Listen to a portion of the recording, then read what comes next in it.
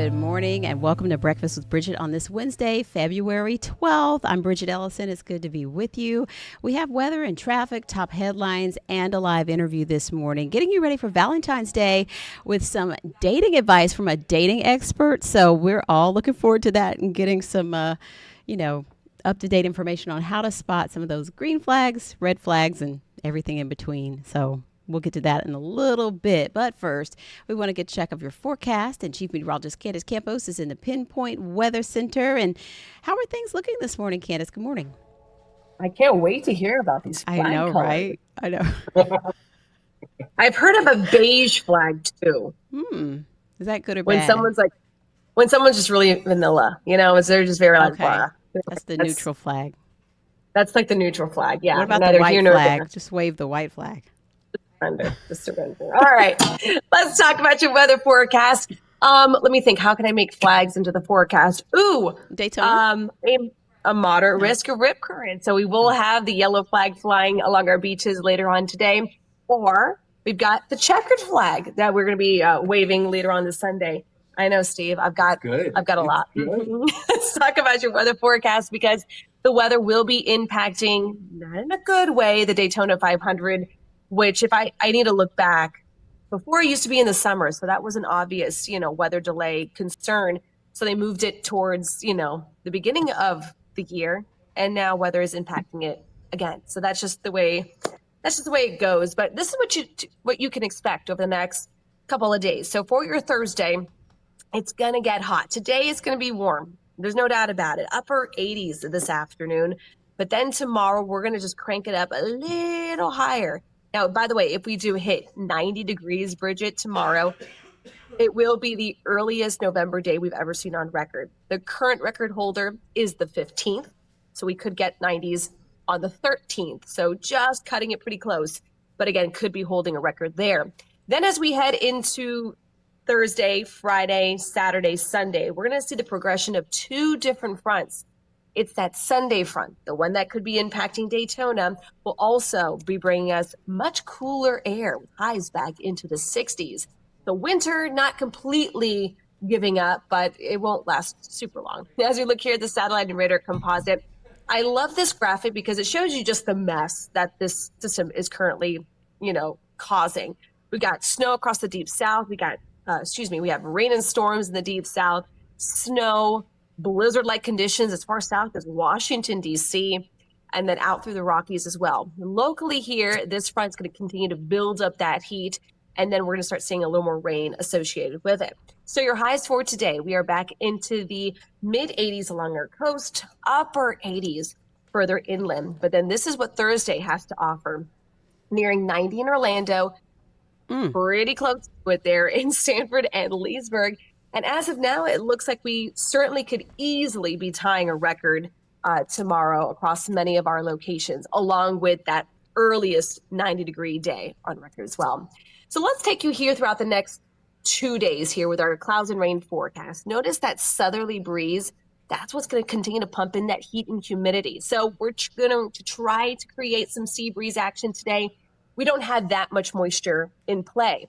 But then on Thursday, we have even hotter air and more moisture as that next front, you can see it there on the top side of your screen, starts approaching Central Florida. So that's really going to juice up the atmosphere. So when you talk about almost summer-like heat and humidity, and then you have enough moisture, we're going to get those summertime sea breeze patterns back in play for just a day. As you can see here, some scattered showers will start to develop around 4 o'clock across inland zones, and everything shifts from west to east throughout at least sundown. Then the front comes through overnight into Friday morning, Valentine's Day. Speaking of the dating scene, it looks like temperatures are actually going to be cooling a little closer to near normal. Our average is mid-70s. Will be about 78, but it certainly will feel a little more comfortable if you want to maybe take dinner outside, maybe do a little picnic, or you don't celebrate it at all and it's just another Friday. At least it's going to be a nice looking Friday. It's my daughter's birthday, so I know. that's always I a big always one. think about her. I just think about your Valentine's baby. Yeah. And so then as we head into Saturday, we're going to start bringing the temperatures back and then stopping the clock Sunday at around 4 o'clock. The Daytona 500 starts around 2:30 is when I believe the race begins. So there will be a concerned that we might have a weather delay. I don't see this system postponing the race. We've had situations like that before, but I don't see that happening this year. Now, with that being said, some models are bringing the rain in the afternoon. Some models hold it till a little later in the day. It's a long race, so I'm pretty much guaranteeing that there will be some sort of rain delay at some point of the race. Once that front clears, I didn't think I could use the word again on my graphic, but cooler.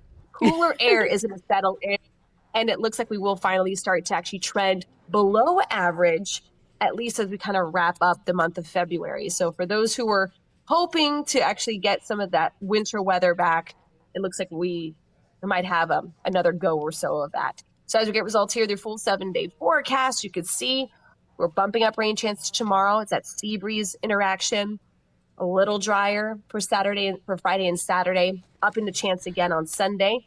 But look at those temperatures Monday and Tuesday, near to below average. I didn't even have a chance to talk about those lows, down into the 40s early Tuesday morning. I can't believe that the hottest day of the year is Thursday. I heard you talk. I know. So basically, we're going to go from the 90s to the 60s in a couple of days. So it's interesting because if you want to pop up the 7-day, you normally don't have a lot of time to show this on TV. Yeah. But notice our low Thursday night and into Friday morning. You see there? It's 68 degrees. Then flip it and put it as the high on Monday. So it was literally going to be a flip where our low turns into our high in just a couple of days. So wow, there you go. I know it's a busy weather day, but it's also been very busy traffic day as well. So yeah, let me get over to Steve. Thanks, Candace. Welcome. Bye. All right, bye. Yeah, we do want to check in with Steve. He's got a couple things to get to. Traffic, a bit of a mess this morning. What's the latest, Steve? Good morning. Good morning, Bridget. We did start this morning off absolutely crazy, and it just shows like it's either Candace is going nuts or I'm going nuts. And sometimes when she's going crazy, I'm going crazy. So it was an interesting morning out here. We are making a little bit of progress. So let's get straight over to the map so I can update everybody. So before they hit the road, as you're having your breakfast with Bridget this morning, Alafaya Trail northbound at Colonial, we were watching a really bad fatal crash this morning that involved a pedestrian. A 53-year-old male was killed on scene out here. Northbound lanes are now back open, so they will not affect your morning commute out here. If you live out there, Waterford Lakes area, Stony Brook, and maybe Avalon, and you want to head towards UCF this morning, we are back open. Where are the delays? This is the problem right now, Bridget. It's going to be northbound I-95. So they now have 3 lanes open. For the 2-hour show that we had, all traffic was getting by on that left shoulder. They had directed you there, but right now only the right travel lane is blocked as they kind of clean this up, but the delay is moving slow. In the opposite direction, there's a disabled vehicle on the right-hand side, not affecting traffic, but Florida move over law still applies, meaning scoot yourself over, give that road ranger some room so we don't have any issues out there. Look at the map here, though. We are backed up all the way to Mitten Road. So we're talking about a 4-mile delay northbound at this point. If you are in Melbourne, listen to me. I would recommend take Wickham up towards Eau Gallie and hop onto 95 from there. There's no reason that you need to be driving on connecting from 192 to northbound lanes there because you're just going to be fighting the traffic. 417 looking nice this morning when it comes to there. It's not dark out there, I promise. If it is, we have bigger problems going on. 417 out by 441. Beautiful drive right now, north and southbound through that area. If you're headed out towards the turnpike, we have those routine slowdowns on the ramp there, but nothing that is going to bother you too much. Florida Turnpike, nice and smooth on the south end. St. Cloud, good morning to you. 192, pretty good. And then there's a minor crash down off of Orange Avenue, but not going to slow you down. I was checking out Taft Vineland because I saw some delays out there. It looks like it's cleaned up, but where we are seeing is our routine stuff, eastbound from 27 in towards the 535 area. And then of course, westbound over in Lake Mary. What's our drive time coming in from Champions Gate this morning? It's huge, 46 minutes, Champions Gate to downtown Orlando. So please make sure we're paying attention. A lot of safety this morning we talked about, Bridget, from Mark Lehman along the Daytona area and A1A with the pedestrian improvements. I'm all about a flashing pedestrian sign. I'm all about designated areas, but the key is pedestrians need to use them. Yeah. especially if we're going to put them in there and they're there for their safety. I know we've got stuff in Sanford that I like to use out there and in South Orange County that we've seen get put up. But it's all about the relationship. People Mm-hmm. need to, drivers need to be paying out for Mm-hmm. the pedestrians, and pedestrians need to be doing the right thing Mm-hmm. as well. So Quick it's been a question for morning. you. Yeah, what's up? In your neighborhood, say you have kids playing in the street and you want to put out like one of the kids that play like the little neon little. Hmm. Have you seen that thing? What's Yeah, I've allowed? seen What's them allowed with over. that type of thing? So you're allowed to do whatever you'd like on your property, just to put out a warning, especially in a community. But the kids technically are in the right of way. I mean, are in the wrong. So they are technically in the violation of right of way to vehicles. No one should be ever just playing around in the street. I'm not going to say Mm-hmm. that I didn't do it as a kid, You know but what I at the mean, though. same Like when time, you're when I you live like on a 100%, yeah, cul-de-sac or a quiet yep. street. Mm-hmm. I'm a big proponent. Put those little signs out. Sometimes it's like the neon turtle that's Mm-hmm. holding the sign, That's and it's it. just like slow down for I'm like, kids what and is that? stuff Is it like a little that. boy? What is that thing? It's a turtle. Yeah, Okay. I Slow was down. told it was a turtle because it's like slow down. Yeah, Got it. so you Okay. could put those out there. I don't see, as long as it's You on can't put your it in the grass, like road, though. That's what you're saying. Like correct, I can't go by correct. speed humps and put them out when my kids play. No, ma'am. I think Okay. your HOA would be have the problem with that one. We But need I some get what speed you're humps, saying, but yeah. Okay. right? I'm all about like spike strips going up and all that stuff, like Yeah. slow them down. But Okay. no, But you could put whatever definitely. you'd like in your yard. Yes, Hmm. But the kids playing and in you'll the be good to street go. is a risky thing still, no matter what street it is. So Yeah, yeah. but at the same time, drivers should be paying Yeah. attention as well, Hmm. because if you live in a residential neighborhood and you know there's kids there, you shouldn't be Hmm. flying up and down the neighborhood either Hmm. way. So Hmm. drivers have a responsibility as well, just to Hmm. use due care in a community. Because look, yeah, Hmm. it may be a roadway, but they're kids, and kids are going to be Hmm. kids, just like pets are going to be pets. So Right. it's that Speaking of which, relationship between. Yes, so good segue there. So today, I'm so excited because this might be the coolest dog that we I have know ever she's a featured. cutie.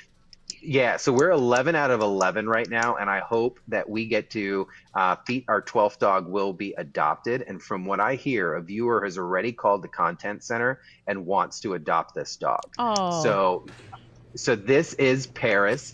You could tell she only has 3 legs, but Hmm. it's not slowing her down. Well, Look look at at that her. Look face, at her. Bridget. Come Ah. on. So she's 5 years old. She was hit by a car, Hmm. and the surgery, was a success. And some people would say, well, she only has 3 legs. I don't care if she had just two. She operates better than any of us first thing in the morning, any day. So she has energy. I hear she's affectionately shy, and she Oh. loves to cuddle her face into you. So I talked to Brian Almeida, the public information officer out there, and he flat out said, you would never know of her injuries just based off of her energy and how she Hmm. gets around. So Hmm. she's going to get featured at 10 a.m. today. ClickOrlando.com, the New 6 app, New 6 Plus, and YouTube. And then we're going to hopefully do a little special feature on her in the evening news, because I've got our creative Hmm. services team coming out there with me today as Hmm. well. Cute. Can't wait to see more. Thanks, Steve. Thank you. I'm going to stick around and see about these green flags, red Right. flag stuff. So let's see what's Yes. going on. Each one teach one. Or reach one. Yeah. All right. Thanks, Steve. See ya. Okay. All right. We want to take a look at some of the top headlines this morning. And unfortunately, there's a crime alert in Volusia County that you want to be mindful of. Right now, deputies are searching for a suspect wanted in a double murder that happened in Binghamton, New York. And so Scott Mitchell's wanted in connection to that. And they have traced him to Florida now. They found his vehicle in South Carolina, but they think he's somewhere in West DeLand. And he is 50 years old, 5'11". If you happen to see him, don't approach him. They consider him armed and dangerous. Call 911 immediately. Also this morning, a new story from Mike Valente out of Titusville. Some tense moments in the council meeting last night as family members and friends of a 25-year-old who was killed last Friday by Titusville police wanted more information and demanded answers last night in that meeting. So News 6's Mike Valente has more on what happened there. Samantha Charles' grief for her son coming through raw and unfiltered Tuesday. I'm still a grieving mom. No matter what the situation, That's my child got murdered. Telling council members that she has not been able to see her son's body since his death last Friday, when police say they shot Tremarie Charles, who they claim was holding a gun. I get a message to go call these people. Why I gotta call them? Why I gotta reach out to y'all? I'm her grieving mom. Okay. I need answers.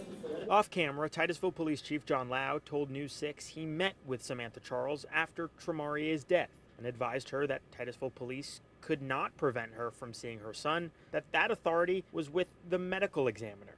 But Charles was undeterred.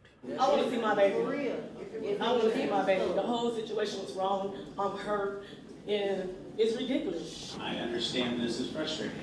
The investigation is not with our city, and unfortunately, our hands are tied as well. That comment from Titusville's mayor changed the trajectory of the night.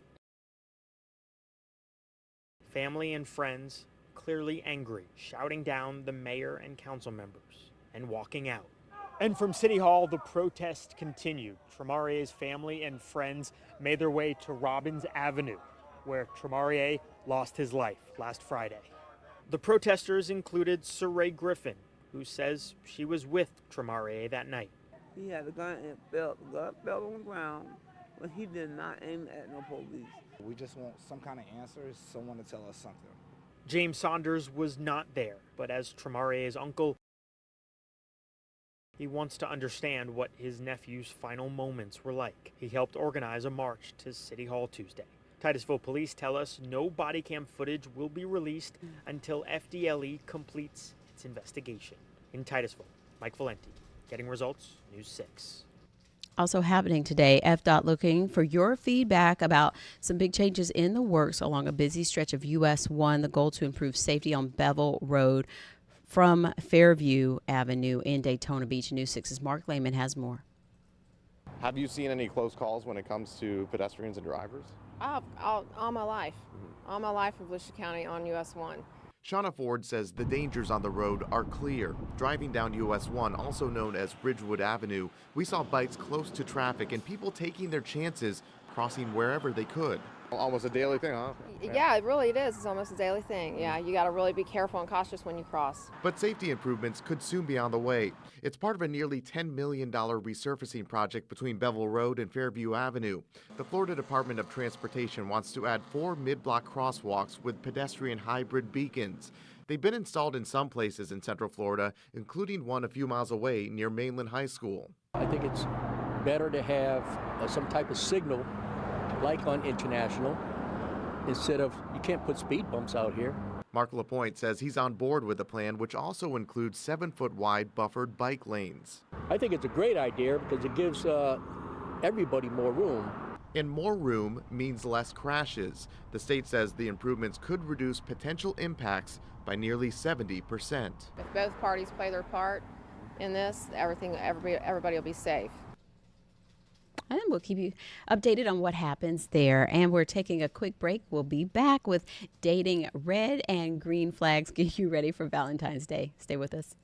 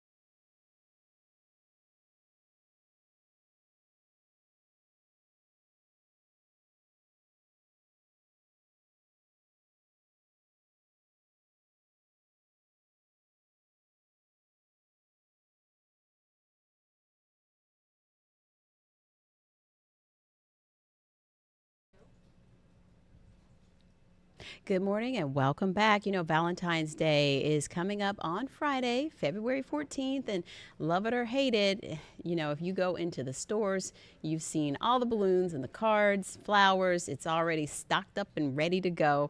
And many people are looking for love, and that's only natural. So this morning, we're talking to April Davis, founder of Luma Luxury Matchmaker. Good morning, April.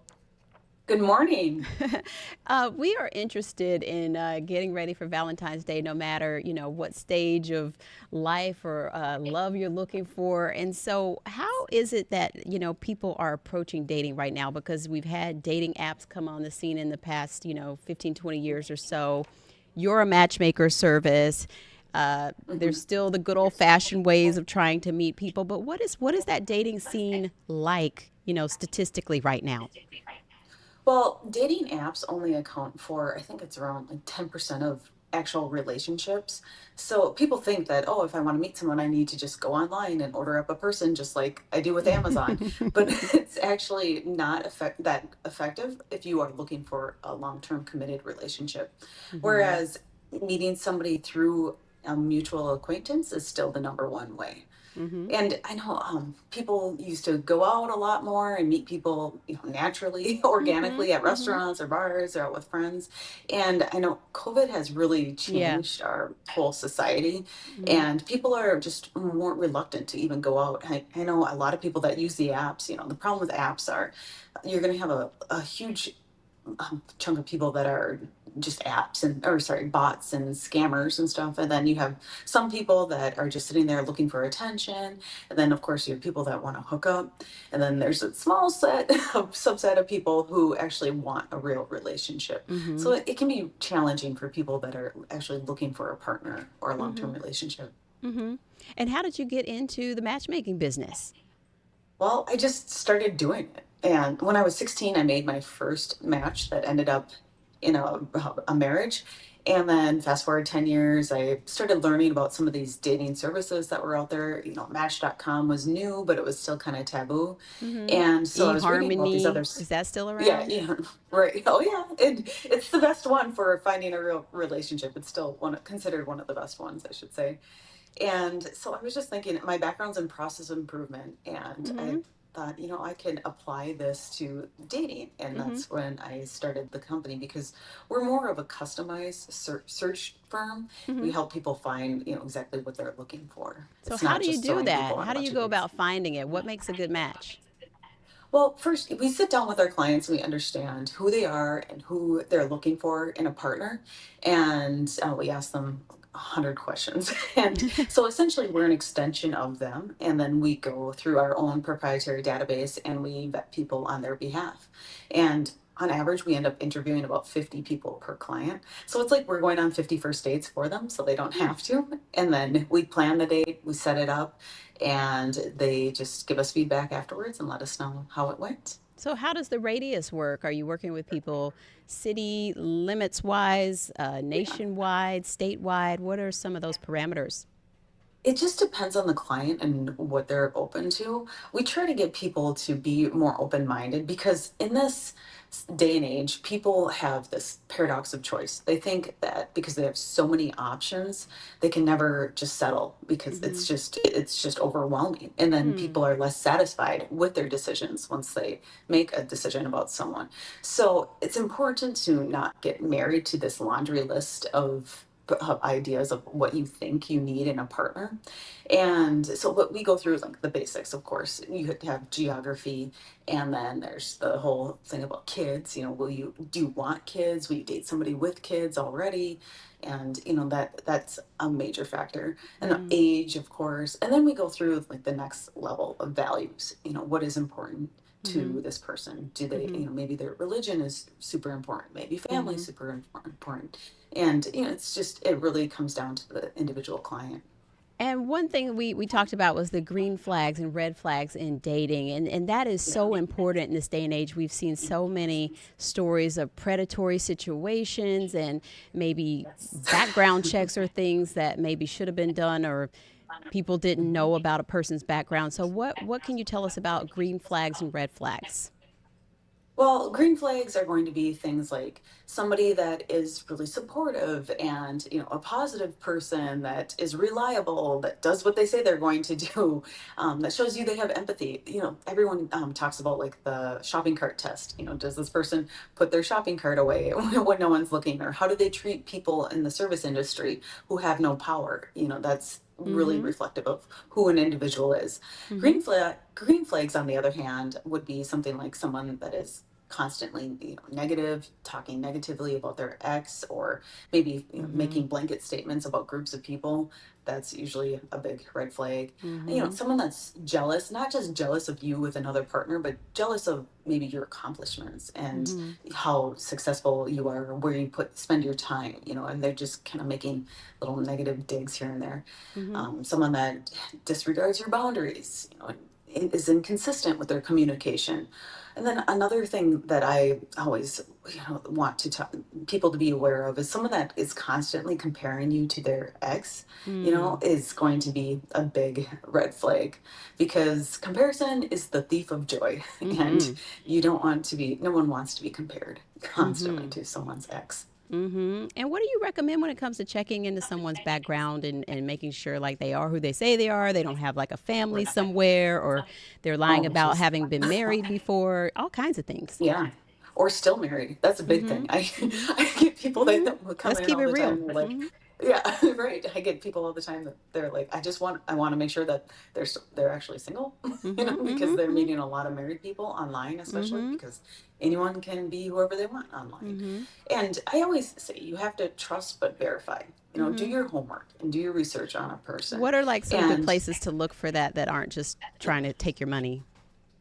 Well, of course, you can find out a lot about someone on Google, but there are just basic websites like backgroundcheck.com, that you can Mm-hmm. do some research on. But I think you have to look at if you want to figure out if somebody's truly divorced, you have to Mm-hmm. find their legal records, and you Mm-hmm. can usually find that online on whatever county that they're in. Mm-hmm. But it may require a little bit of researching, and that's the thing. The background checks are not Mm-hmm. 100 proof. Like I always say that you have to basically be the FBI if you want a thorough background check on someone, Yeah. because there's just so many nuances and loopholes where things may not show up.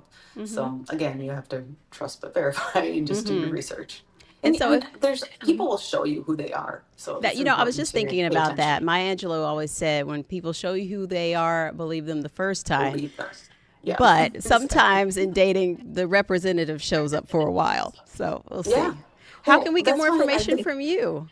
Oh, sure. Go to lumasearch.com. It's LUMA search.com. And people can fill out the profile form to meet with a matchmaker and get matched up. All right. And this is like a discreet thing. Your face isn't going to pop Yes. up on a website somewhere. Right. It's totally confidential. We're an executive matchmaker, Hmm. executive search firm, but for dating. Well, wonderful. Well, thanks for all the information, April. It was nice to meet you this morning and get some tips, and happy Valentine's Day. Well, nice to meet you. Thank you. And happy Valentine's Day to you. All right. Take care. You too. It's always a fun chat talking about love, but we have to go. So we'll see you again at noon. Hope you have a great day.